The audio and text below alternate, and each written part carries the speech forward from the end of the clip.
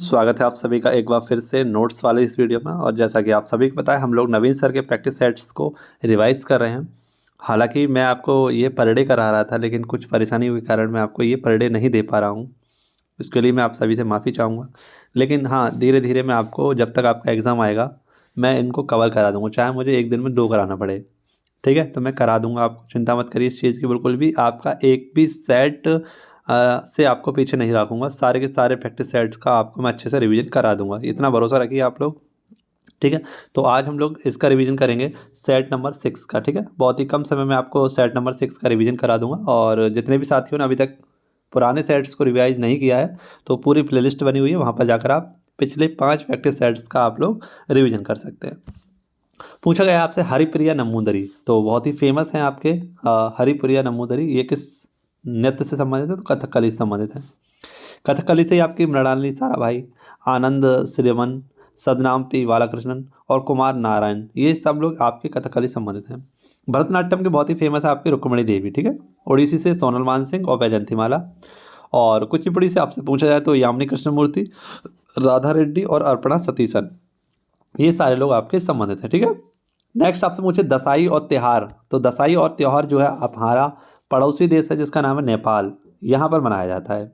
ठीक है, पाकिस्तान में आपके कौन कौन से, तो आपसे पूछा जाए संदूर पोलो, चिरागान मेला, ये सब कहाँ लगते हैं आपके? तो ये आपका लगता है आपका पाकिस्तान में।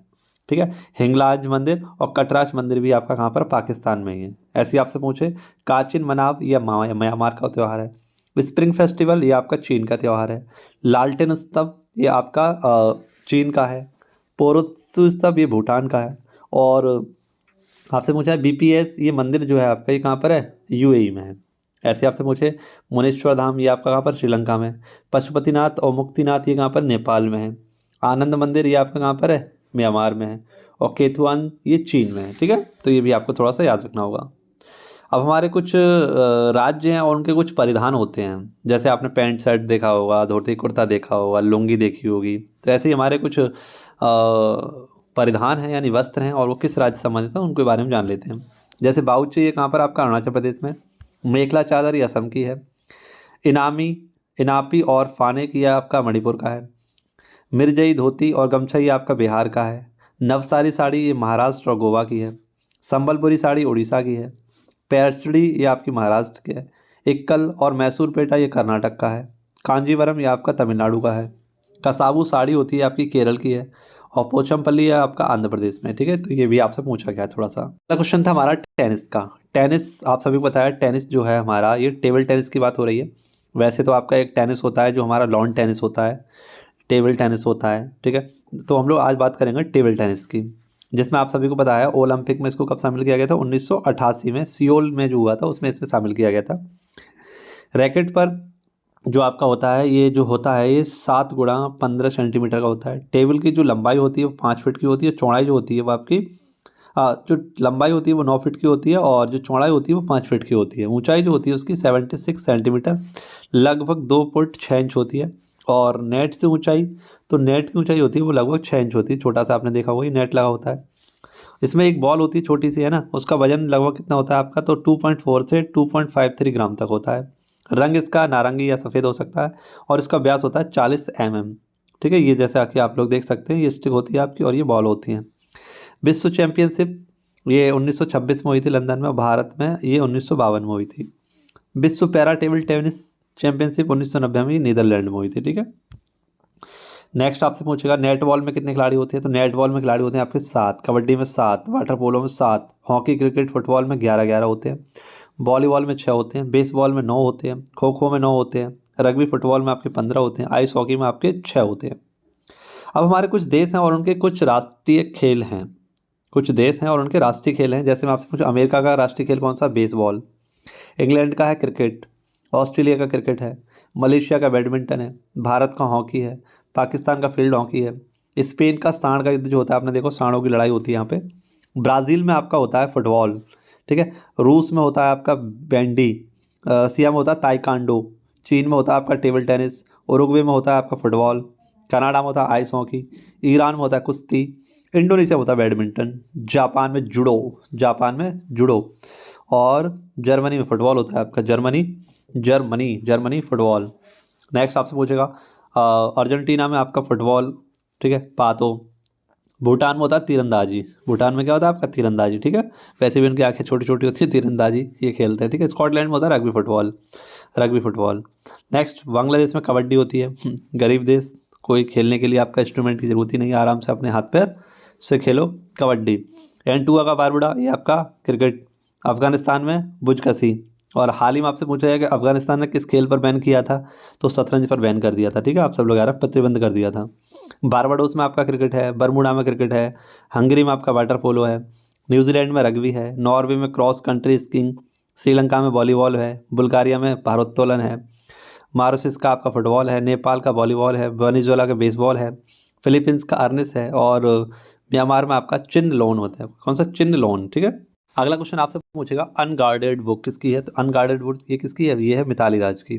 प्लेइंग टू विन ये साइना नेहवाल की है। शूटिंग टू द टॉप ये पीवी सिंधु की है। अनस्टॉपेबल ये आपकी मारिया शरापोवा की है। विटनेस ये किसकी है, तो ये आपकी साक्षी मलिक की। गोल्डन गर्ल प्रीति उषा। एज अगेंस्ट ओड्स ये सानिया मिर्जा की है। और डियर मी ये अंजू बॉबी जॉर्ज की है। द स्मॉल वंडर ये दीपा कामाकर की है। ब्रिंग इट ऑन ये दीपा मलिक की है।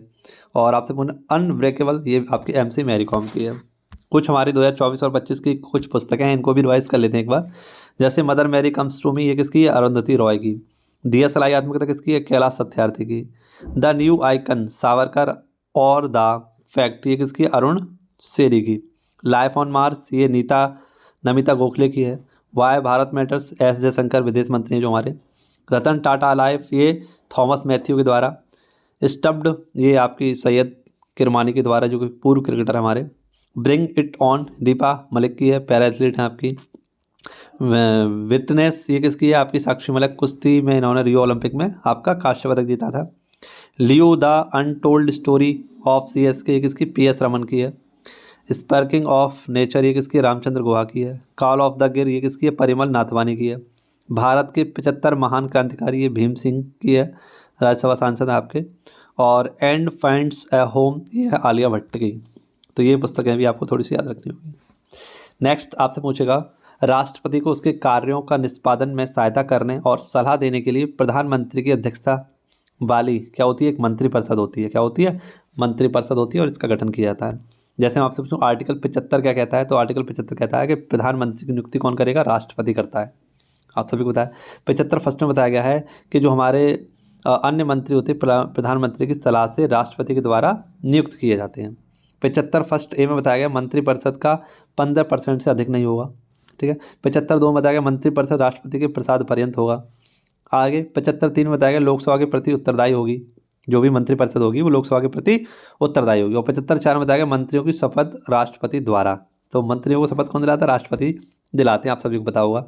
फिर उसके बाद कुछ समय के बाद आपके अस्थायी रूप से है ना आकस्मिक रूप के लिए किसको बना लिया था, प्रोटेम स्पीकर को आपका बना लिया था, वो आपके अध्यक्ष को और अन्य सदस्यों को क्या दिलाते हैं, शपथ दिलाते हैं, ठीक है। अगला क्वेश्चन आपसे पूछेगा प्रधानमंत्री अध्यक्ष होता है, तो प्रधानमंत्री किस किसका अध्यक्ष होता है, नीति आयोग का अध्यक्ष होता है, NDRF का अध्यक्ष होता है, अंतरिक्ष विभाग का अध्यक्ष होता है, परमाणु ऊर्जा विभाग का होता है, अंतर्राज्यीय जो परिषद होती है उनका होता है, CSIR इन सब का अध्यक्ष कौन होता है, तो वो होता है हमारा देश का प्रधानमंत्री, ठीक है। नेक्स्ट महान्यायवादी की बात करें तो अटॉर्नी जनरल ऑफ इंडिया, इसकी नियुक्ति कौन करते हैं, राष्ट्रपति करते हैं। आर्टिकल 76 में हमारे महान्यायवादी है ना, हाई कोर्ट में आपके 5 वर्ष तक जज रहा हो और हाई कोर्ट में आपका 10 वर्ष तक लगभग इसने एडवोकेट यानी वकील रहा हो, तो ऐसे व्यक्ति को महान्यायवादी बना सकते हैं। कानून अच्छा जानता हो, राष्ट्रपति की नज़रों में ज्ञाता हो कानून का, तो उसको हम महान्यायवादी बना सकते हैं, ठीक है। हम नहीं मतलब राष्ट्रपति बना सकते हैं। पहले कौन थे हमारे, तो MC सीतलवाड़ थे, और वर्तमान में कौन है हमारे, तो वो हैं R वेंकट रमणी जी। ऐसे ही आपसे पूछे CAG आप लोग जानते होंगे, controller and auditor general of India. इनकी नियुक्ति, शपथ, त्यागपत्र सब कौन कर लेते हैं, तो वो राष्ट्रपति के द्वारा होता है। आर्टिकल 148 में इसकी बात की गई है, और अपनी रिपोर्ट ये 151 आर्टिकल के तहत राष्ट्रपति को सौंपते हैं।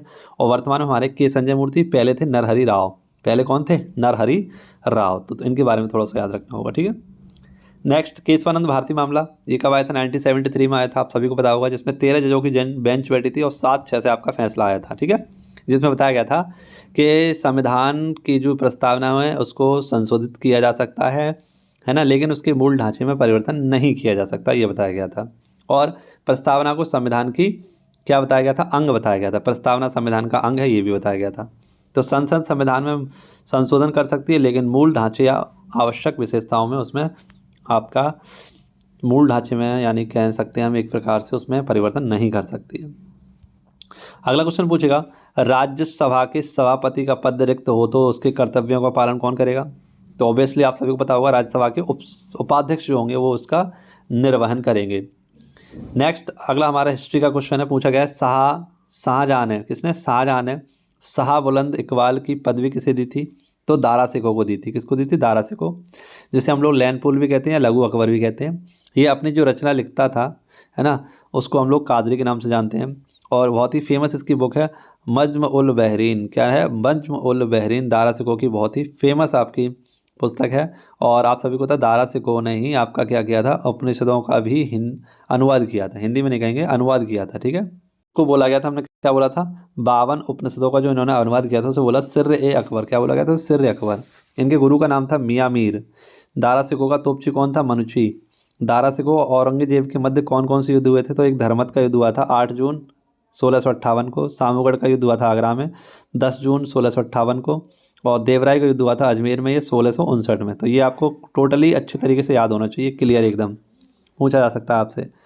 आगे आपसे पूछेगा, औरंगजेब ने किसको साहिबाद उज जमानी की उपाधि दी थी? तो वो दी थी जहांआरा को। जहांआरा आप सब लोग जानते हैं, औरंगजेब की जो बेटी थी उसका नाम था जैबुन्निसा। बैतुल पुस्तकालय इन्होंने बनवाया था आपका। पत्नी थी इनकी दिलरास बानो बेगम, जिसे हम रबिया उद दुर्रानी भी कहते हैं। जहाँ पर आप सभी को बताया इनका बीवी का मकबरा बना है संभाजी नगर में, ठीक है। और औरंगजेब की मृत्यु कब हुई थी? 1707 में हुई थी। तो औरंगजेब का जो उत्तराधिकारी बना था वो था बहादुर शाह प्रथम, जिसे साहे-ए-खबर या मुअज़्ज़म भी कहा जाता है। 1707 से 1712 तक रहा था। फिर आपको पता है लंपट मुल्क किसे बोलते हैं? जहांदार शाह को बोलते हैं। जहांदार शाह को क्या बोलते हैं? लंपट मुल्क, जो 1712 से 1713 तक रहा था। फिर फर्रुखसी आया था आपका, फिर रंगीला आया था, है ना। रंगीला के शासनकाल में ही क्या हुआ था? नादिर शाह का आक्रमण हुआ था 1739 में। और रंगीला के जो आपका समय था, ये समय था 1719 से 1748 तक, ठीक है। और रंगीला मोहम्मद शाह रंगीला, है ना, इसका जो मूल नाम था इसे रोशन अख्तर के नाम से जाना जाता था। और जब नादिर शाह ने आक्रमण किया तो यही नादिर शाह आपका मयूर सिंहासन, जिसे तख्त-ए-ताऊस कहा जाता है, इसको लूट कर ले गया था, ठीक है। जाटों का विद्रोह ये कब हुआ था? 1669 में हुआ था। सिखों का विद्रोह ये 1675 में हुआ था। और सतनामियों का विद्रोह 1672 में हुआ था, ठीक है। तो थोड़ा सा हमें ये भी याद रखना होगा, औरंगजेब के शासनकाल में ये हुआ था सारा कुछ। नेक्स्ट आपसे पूछेगा, आंतरिक जलमार्ग। ये आंतरिक जलमार्ग हल्दिया और इलाहाबाद के मध्य, आप सभी को पता होगा। और कुल हमारे पास 111 जलमार्ग हैं। राष्ट्रीय जल प्राधिकरण जो है इसकी स्थापना हुई थी 1986 में। और केंद्रीय जल परिवहन निगम ये कहाँ पर है? आपका कोलकाता में। और अंतर्देशीय जो आपका जल निगम है ये आपका नोएडा में है, ठीक है। तो ये थोड़ी सी बातें आपको थोड़ी सी याद। अब हमारे कुछ नेशनल वाटरवे हैं, जैसे आपसे पूछा है नेशनल वाटरवे हमारा फर्स्ट जो है गंगा और भागीरथी हुगली नदी प्रणाली से बना हुआ है। और इलाहाबाद को हल्दिया से जोड़ता है। उत्तर प्रदेश, बिहार, झारखंड, पश्चिम बंगाल से होता हुआ जाता है। तीसरे की बात करें तो पश्चिमी तट नहर, जो कि कोट्टापुरम और कोल्लम के मध्य है, ये केरल में है आपका। 4 की बात करें कृष्णा नदी पर है, आंध्र प्रदेश में। 10 की बात करें अम्बा नदी महाराष्ट्र में है। 68 की बात करें तो ये लगभग गोवा में है आपका। 73 की बात करें तो नर्मदा नदी गुजरात और महाराष्ट्र में है। और नेशनल वाटरवे हमारा जो है आपका 100, ये तापी नदी पर है, गुजरात और महाराष्ट्र में, ठीक है। तो ये थोड़ा सा आपको थोड़ा सा यहाँ पर रिकॉल करके याद रखना होगा। नेक्स्ट आपसे मुझे थारू जनजाति कहाँ की है? तो यूपी में रहती है आपकी। मुंडा झारखंड में रहती है। गद्दी हिमाचल प्रदेश में रहती है। आंगामी ये आपकी नागालैंड की है। जारवा सैंपेन अंडमान निकोबार की है। जौनसारी उत्तराखंड की है। तमरिया, बिरहोर, संताल ये झारखंड की है सब। नागा, कुकी, मेती ये मणिपुर की हैं आपकी। लिम्बूस ये आपकी सिक्किम की है ना। और लेप्चा जनजाति भी कहाँ की? सिक्किम की है। कोनियांग की आपकी नागालैंड की है।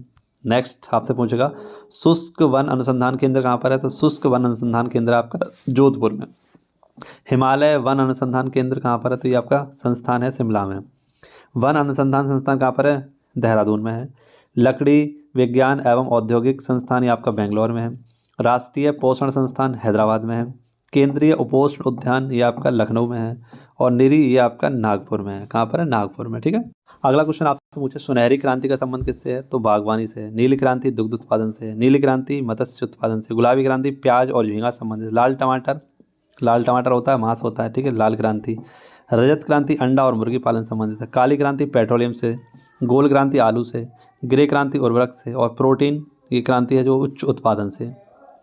नेक्स्ट आपसे पूछे मगरमच्छ प्रोजेक्ट कब आया था, तो 1975 में। हाथी प्रोजेक्ट 1992, टाइगर प्रोजेक्ट 1973, वन महोत्सव 1950, गिद्ध संरक्षण 2006, हिम तेंदुआ 2009, प्रोजेक्ट डॉल्फिन 2021 और प्रोजेक्ट गेंडा आया था आपका 1987 में। नेक्स्ट आपसे पूछेगा मुद्रा आपूर्ति के मापन हेतु सर्वाधिक प्रयुक्त साधारण रूप है, तो M3 प्लस M4 होता है ब्रॉड मनी, और M1 प्लस M2 होता है आपका बैरो मनी। ठीक है। नेक्स्ट आपसे कुछ फुल फॉर्म्स पूछेगा, जैसे आपसे पूछे NFC non banking financial company, Bhim Bharat interface for money, RTGS इसको बोलते हैं real time gross settlement, NEFT national electronics fraud transfer fund transfer, NPCI national payment for corporation, IFSC इसे बोलते हैं Indian financial system code, BPLR इसे बोलते हैं benchmark आपका प्राइम लैंडिंग रेट। ठीक है। अगला क्वेश्चन आपसे सभी से पूछेगा मौद्रिक नीति जारी करता है कौन, तो मौद्रिक नीति जारी करता है आपका RBI। पहली बार ये जारी की गई थी 16 में 27 जून को, और इसमें 6 सदस्य होते हैं आपके मौद्रिक नीति में, 3 तो RBI के होते हैं और 3 गवर्नमेंट के होते हैं। ठीक है। वित्तीय मूल स्थिति, ये इसका कार्य होता है वित्तीय मूल स्थिति के बारे में पता लगाना, जिसमें आपका repo rate, reverse repo rate, ये सारी और बैंक रेट इनके बारे में बताया जाता है मौद्रिक नीति में, RBI के द्वारा जारी किया जाता है।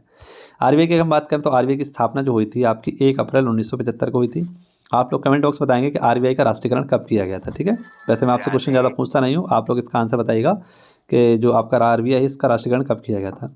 नेक्स्ट आपसे पूछेगा प्रधानमंत्री फसल बीमा योजना ये कब आई थी, 18 फरवरी 2016 को आई थी, और क्षतिपूर्ति स्तर है आपका 70%, 80% और 90%। ठीक है।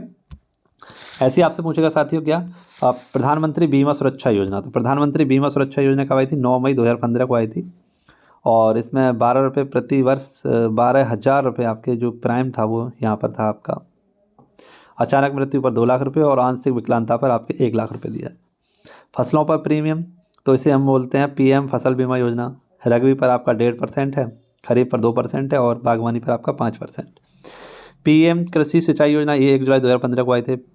प्रधानमंत्री आपकी किसान सम्मान निधि ये 24 फरवरी 2019 को आई थी। प्रधानमंत्री मानधन ये आपका 12 सितंबर 2019 को, और प्रधानमंत्री कुसुम जो आपकी योजना है ये सौर ऊर्जा ट्यूबवेल संबंधित है ना, और ये 2019 में आई थी आपकी। अगला क्वेश्चन पूछेगा आपसे रेडियो तरंगे, तो रेडियो तरंगे आपकी सेलुलर फोन से संबंधित है। ठीक है। सूक्ष्म तरंगे विमान नेविगेशन में इस्तेमाल करने वाले रडार से संबंधित हैं। अवरक्त किरणें घरेलू इलेक्ट्रॉनिक्स स्विच से संबंधित हैं। गामा किरणें कैंसर कोशिकाओं को नष्ट करने के लिए दवा के रूप में कार्य करती हैं। अष्टक नियम किसने दिया था, तो जॉन न्यूलैंड्स ने दिया था। आवर्त सारणी जो परमाणु भार पर आधारित थी पुरानी वाली, ये किसने दी थी, मेंडलीफ ने। और जो हमारी आधुनिक आवर्त सारणी है जो परमाणु क्रमांक पर आधारित है, मोजले ने दी थी। त्रिक नियम किसने दिया था, जोहान्स डोवेराइनर ने। अगला क्वेश्चन आपसे पूछेगा कि पीलिया में कौन सा अंग प्रभावित होता है, तो यकृत। डिप्थीरिया में गला, घेंघा में गला, ठीक है, घेंघा रोग में, टाइफाइड में आंत, पेचिस में आंत, पायरिया में मसूड़े, स्क्वबी में आपके मसूड़े, ट्रैकोमा ग्लूकोमा में आँख, रिकेट्स में आपकी हड्डियाँ, मेनिंजाइटिस में मस्तिष्क, सिफिलिस और गुनेरिया में आपका जनरंग, और टेटेनस और रेबीज और मुर्गी नहीं मिर्गी, इसमें तंत्र का तंत्र हमारा थोड़ा सा परिवर्तित हो जाता है। नेक्स्ट हमसे पूछेगा प्लांट्स के बारे में। प्लांट्स जो होते हैं हमने 2 भागों में बांटा है, एक तो होता है अपुष्पोद्भिद, एक होता है पुष्पोद्भिद, जिसमें बोलते हैं क्रिस्टोगेमस, और एक होता है फेनेरोगेमस। इसमें फूल और बीज आपके नहीं होते, इसमें फूल और बीज आपके होते हैं। ये फिर से 3 भागों में बांटे गए हैं, थैलोफाइटा, ब्रायोफाइटा और टेरिडोफाइटा। ठीक है। जो थैलोफाइटा होते हैं केवल जल में पाए जाते हैं, ब्रायोफाइटा जल थल दोनों पाए जाते हैं, इसलिए इनको पादपों का उभयचरी कहते हैं। और जो टेरिडोफाइटा होती हैं केवल स्थल पर पाए जाते हैं, इन्हें पादपों का सरीसृप कहते हैं। वहीं पर हम लोग देखें जो हमारे पुष्पोद्भिद हैं, इन्हें 2 भागों में अनावर्त बीजी, जिम्नोस्पर्म जिसे कहते हैं, और एक होता है आवर्त बीजी जिसे होते हैं एंजियोस्पर्म। ठीक है। इसमें बीज नग्न अवस्था में होता है, फल के बाहर होता है, इसमें बीज फल के अंदर होता है। ठीक है। तो ये भी थोड़ा सा पॉइंट आप क्या रखना, यहाँ से बहुत सारे क्वेश्चन बनते हैं आपके। ठीक है। बाकी आप सभी लोगों को अगर इसकी PDF चाहिए तो आप लोग टेलीग्राम चैनल पे सर्च कर सकते हैं जाके, टेलीग्राम मनमोहन क्लासेस के नाम से आप लोग सर्च कर सकते हैं, जिसमें आपके 11,000 आपके लगभग प्लस स्टूडेंट हो, उसको ज्वाइन करिएगा। बाकी फेक बहुत सारे बना चुके हैं आपको, और इस ओरिजिनल को ही आप डाउनलोड करें, मतलब इसको ज्वाइन करें। इसी प्रकार से आपको लिखना है, सेम ऐसे ही लिखना है, आपको मिल जाएगा पहले नंबर पे। मिलते हैं आपसे नेक्स्ट वीडियो में। क्लास कैसी लगी कमेंट बॉक्स में बताइएगा। बाकी 2 हमारे जो सेट है मैं धीरे धीरे आपको शाम तक या कल सुबह मॉर्निंग तक प्रोवाइड करा दूंगा, ठीक है। या तो उसको एक ही क्लास में आपको प्रोवाइड करा दूंगा या अलग अलग क्लासों में करा दूंगा। चिंता मत करिए, बिल्कुल भी बहुत अच्छे तरीके से कम समय में रिवीजन होता रहेगा आपका। इस बात की टेंशन बिल्कुल छोड़ दीजिए कि आपको मैं बीच रास्ते में छोड़ दूंगा, तो ऐसा तो बिल्कुल नहीं होगा, ठीक है। मिलते हैं आपसे नेक्स्ट वीडियो में, तब तक के लिए खुश रहिए, मस्त रहिए, व्यस्त रहिए। जय हिंद, जय भारत।